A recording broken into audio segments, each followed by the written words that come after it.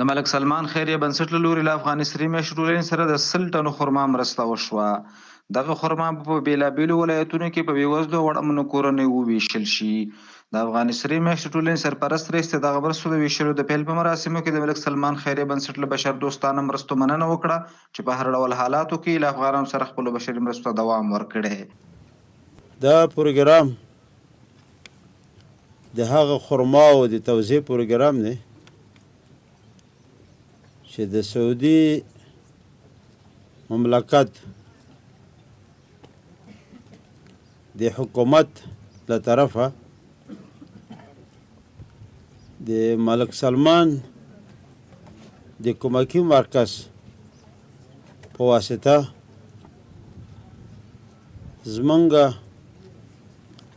د غریب ولس سره د کمک په موخه سرې میاشتې ته رارسېدلی چې دا عبارت دی له 100 ټنه خرماو څخه. نن د دغې خرماو د توزیع د پروګرام شروع ده.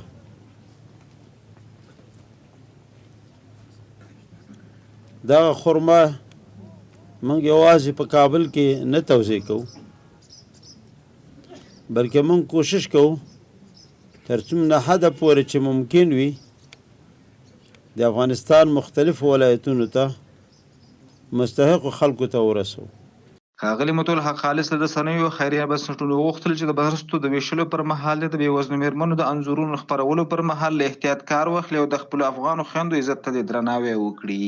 زما یوه خور چې د افغانستان ده که هغه هر چېرته اوسیږي د هر ځای د هغې وطن جنسیه یا د هغې ځای تذکره ولري خو دا د افغانستان خور ده دا د افغانستان بچی ده.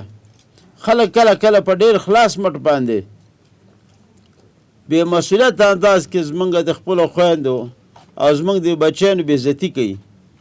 زه یو ځل بیا د ټولو نه دا غوښتنه کوم که هغه با مسؤلیت یي که بې مسؤلیت یي د خپلو خویندو عزت او ابرو ساتل دا د هر چا مسؤلیت دی او داسې ورباندې فرض دی لکه سړي باندې چې په خپل کور کې د خپلې خور د خپلې بچۍ د هغو عزت او ابرو ده. د یادونې وړ ده چې له دې مخکې هم ملک سلمان خیریه بنسټ د هرات د زلزله ځپلو کورنیو سره او د هیواد په بېلابېلو سیمو کې د بېوزلو او اړمنو کورنیو سره د افغان سري میاشتې ټولنې له لوري له زرګونو کورنیو سره بښنې مرستې کړي.